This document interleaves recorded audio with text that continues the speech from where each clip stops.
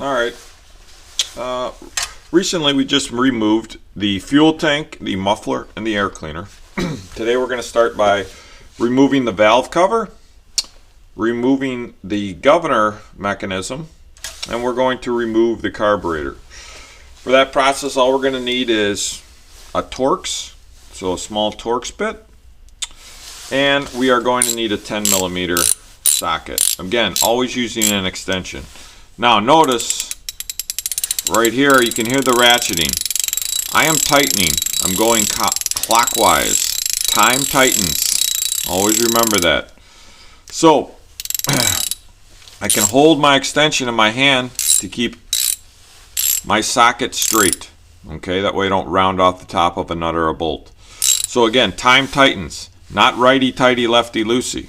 Okay, that only works at the top. Going to the right, alright, doesn't work at the bottom. Remember, time tightens. So before we start, we want to remove this valve cover. This is the most important bolt in the engine because we can actually break the cylinder head inside. So before we start, let's make sure that we are loosening. I'm going counterclockwise.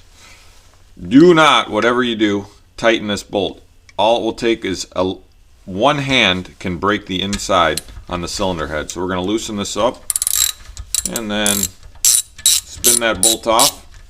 And we're going to see our valve train here. So we're going to remove this part. This bolt right here, okay, we're going to park it and just leave it in the air cleaner. That's one of the bolts that we don't park. So we'll pull off the valve cover. Inside will come a crankcase breather. You could take the gasket off and then we'll keep that with our parts to the side. We'll have an organizational system for that. So looking here, we can see the valve train moving up and down. Okay, we can see each stroke, what's happening. Would the engine still run? Yeah, the engine would still run without a valve cover on, but oil would spill everywhere. Okay, so we will do a timing exercise, but for right now you can actually just see this while the pull start is still on. So now we're going to flip this over. We're going to look at our governor mechanism. And the governor mechanism has three jobs. It is to prevent over revving. It is to maintain a certain RPM, and is to automatically adjust to load. So if you were cutting grass and you went over some very tall grass, the engine will automatically compensate and the throttle will increase. We will talk more in detail about that later. But for now, we need to actually take this and we're going to look and make a quick drawing here.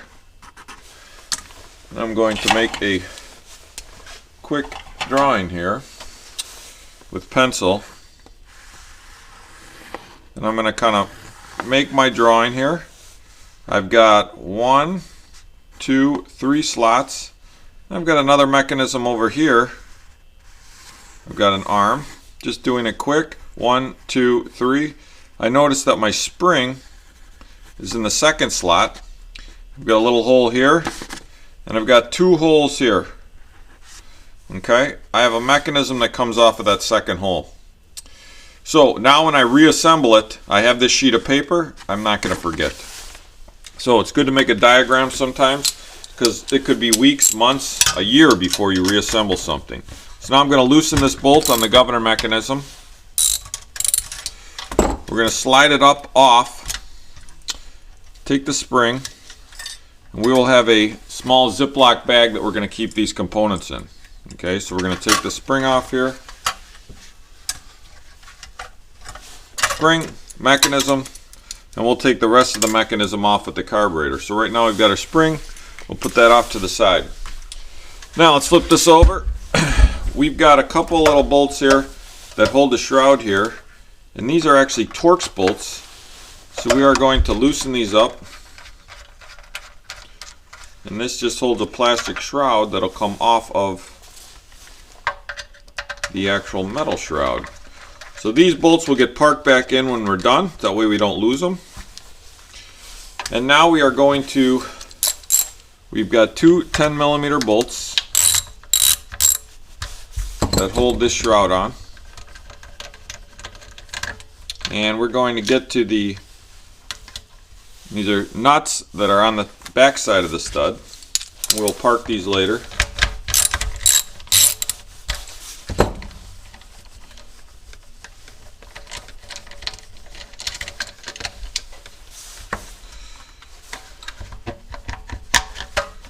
Okay, nice and easy. Now notice we have a couple nuts here. Are these 12 or are these 13? We can take a 13 wrench or a 12. Be right back, and I'm going to grab a 12 mil.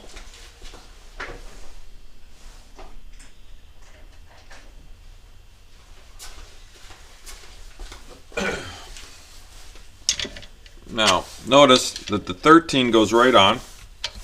Again, I'm going to add my extension. These are 13 mil.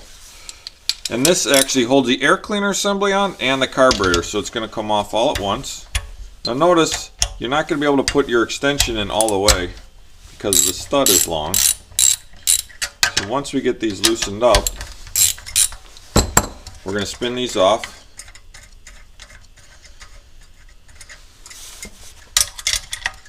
And we'll be removing the carburetor.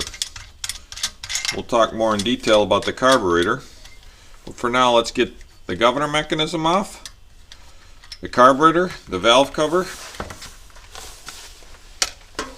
Now, this mechanism is going to slide off, but we have one more bolt that is being held here.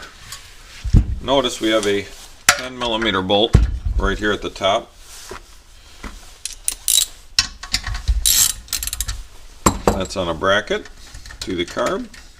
Once we get this off, our whole mechanism slides off. So we've got our air cleaner assembly.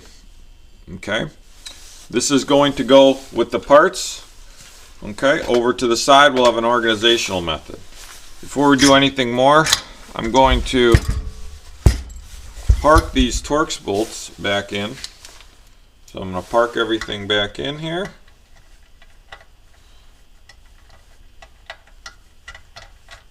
Couple turns, boom. Sometimes it's a little hard to start these because they are small. Let's try not to lose these. Now as we come off the carburetor assembly, we're going to have a gasket, an insulator, and another gasket. Now notice the spark plug wire is clipped into the insulator. We're going to slip this off. Notice we've got a gasket here. We don't want to damage these gaskets. So, gasket, insulator, spacer, it's an insulator and a spacer, another gasket. Gaskets always have to go between two metal surfaces. Two metal surfaces don't create a perfect seal. So, if we look here, this bracket can come right off the carburetor.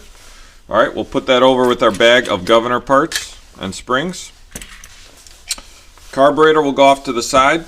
Let's keep our insulator and gaskets inside of our air cleaner assembly. That way they don't get damaged, they won't get lost.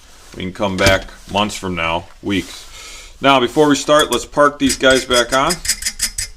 That way we don't lose any nuts or bolts. These are our nuts for our carburetor. We got one bolt to park and two nuts.